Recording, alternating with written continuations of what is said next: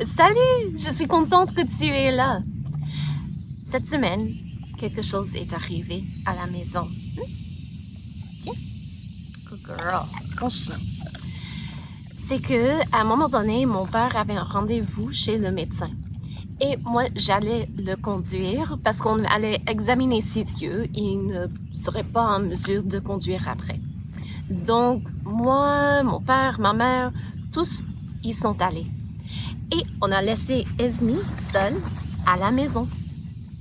Mais elle a été tellement un bon chien dans ces derniers jours que on a laissé du hamburger sur le comptoir pour dégeler pour notre souper. Et oui, tu sais ce qui est arrivé? On est arrivé à la maison, on est rentré et Esme avait tout mangé. Il ne restait que le contenant et quelques morceaux de papier qu'on avait mis entre les hamburgers pour leur séparer dans le congélateur et il ne restait plus de hamburgers ou de souper pour nous. Mais ce n'était pas grave, on est sorti pour aller au restaurant. Mais quand ça est arrivé, on est rentré, on a vu le contenant par terre, j'ai dit « Esme !» Puis je la corrigeais. Et pourquoi? Parce qu'elle ne doit pas vraiment toucher à ce qu'il y a sur le comptoir. Donc j'ai dit « Viens ici, regarde ce que tu as fait. » Et elle savait qu'elle avait mal fait parce qu'elle fermait les yeux, mais elle bougeait sa coupe comme pour dire « Mais je suis tellement mignonne, tu vas me pardonner. » Et c'est vrai. Parce que, dans un sens, c'était notre faute. Pourquoi? Parce que nous aurions dû savoir de ne pas laisser de la viande sur le comptoir à la portée d'un chien. Donc, je l'ai grondé, je l'ai corrigé, mais je ne pouvais pas récupérer le hamburger, c'est pourquoi on est allé au restaurant. Mais ça m'a fait penser.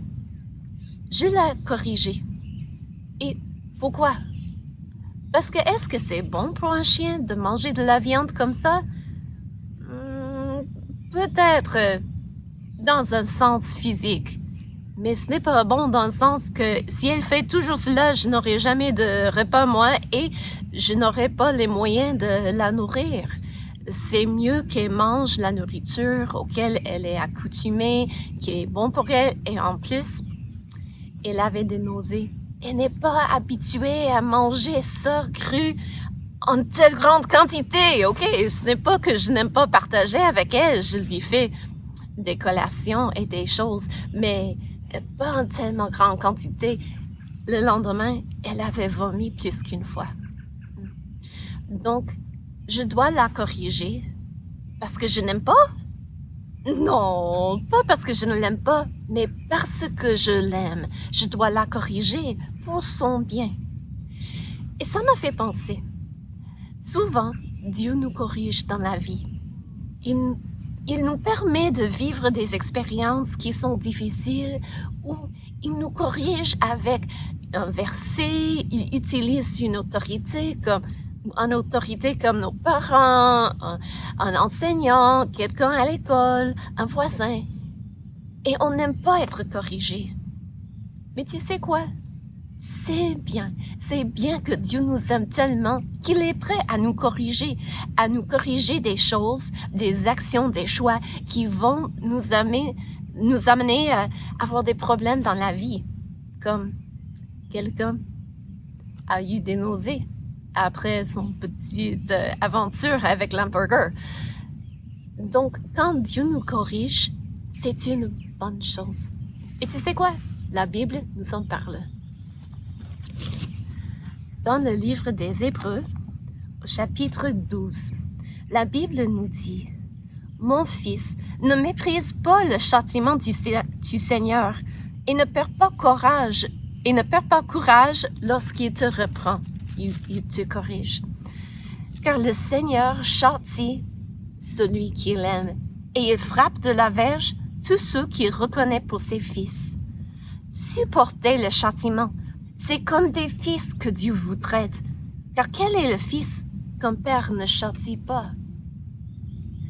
Quand on voit un père qui aime son enfant, qu'est-ce qu'il fait? L'enfant commence à faire à sa tête ou à faire une crise ou quelque chose. Est-ce que c'est bien de faire la crise? Non. Physiquement, mentalement, émotionnellement, ce n'est pas bien. Donc, qu'est-ce qu'un père aimant va faire à son fils? Il va lui dire, n'est-ce pas? Regarde-moi. Calme-toi. Tu ne dois pas faire cela. Et c'est la même chose avec Dieu. Il nous corrige. Pas parce qu'il ne nous aime pas, mais parce qu'il nous aime et parce qu'il veut le bien pour nous. Ça m'a vraiment encouragée. Parce qu'il y a des moments difficiles dans la vie où je me sens, je n'aime pas ça.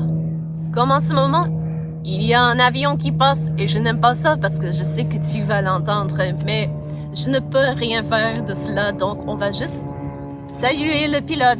Bonjour le pilote! Eh bien, mais il y a des moments bien plus difficiles dans la vie.